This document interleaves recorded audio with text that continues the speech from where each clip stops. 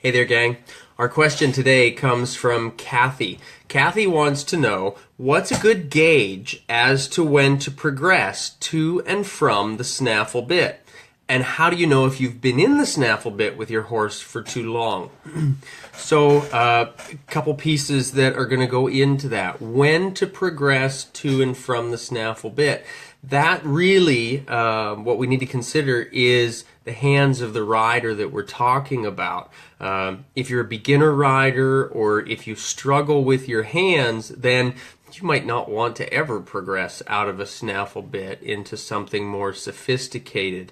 If you can't control your hands, it's not going to be fair to your horse to move on to something more sophisticated, because you're just going to be kind of banging around like a butcher up there, and that's certainly not going to help your horse to understand anything. When to start with a snaffle bit?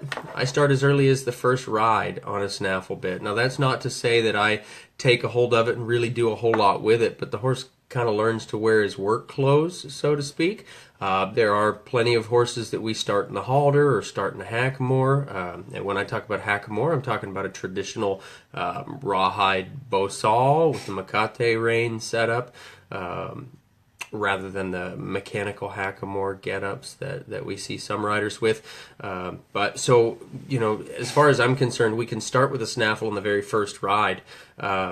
When do we need to progress, on beyond a snaffle? We don't really. The only time we would need to progress beyond a snaffle is if you're competing, say, with your horse, and the show rules dictate. There's a lot of rules.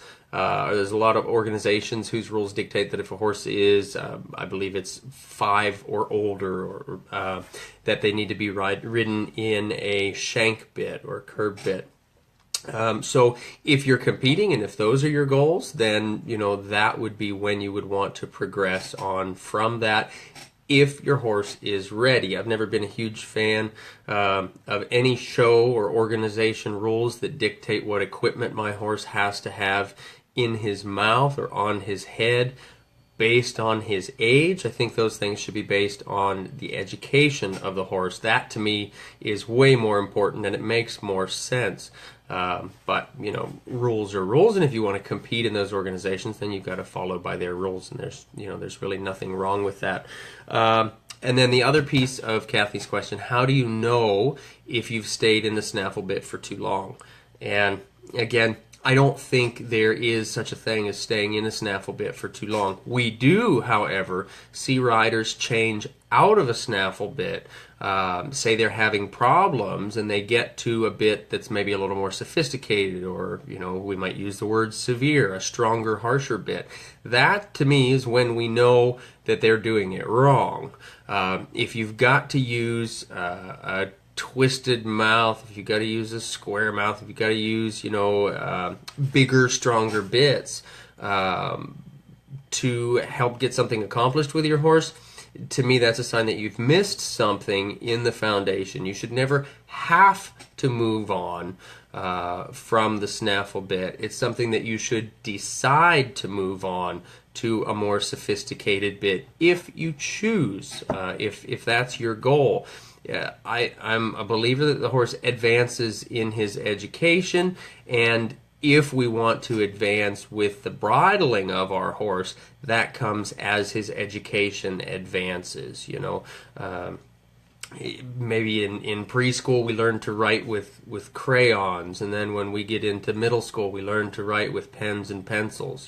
We get more sophisticated as our education develops, and the same would be true of our horse. But again, we never have to move him out of the snaffle bit. So when I see riders moving out of the snaffle bit to something more sophisticated, my question is always, did they do it because the horse earned it, or they earned it, or did they do it because they felt they needed it to solve some sort of challenge or issue that they were having? And that, to me, if that's the way they're doing it or the reason they're doing it, that's kind of backwards thinking. So, Kathy, I hope that's helpful. I hope that's helpful to a lot of you out there. Please, if it is helpful, share this video with some of your friends. that would be great. If you've got some questions, post those in the comments below the video here. Question of the day for you guys: what type of headgear or bits do you prefer when you're riding? Share those again in the comments below for us here. I'm looking forward to reading your answers. So keep sending in your questions. I'll keep answering them. Thanks so much, gang.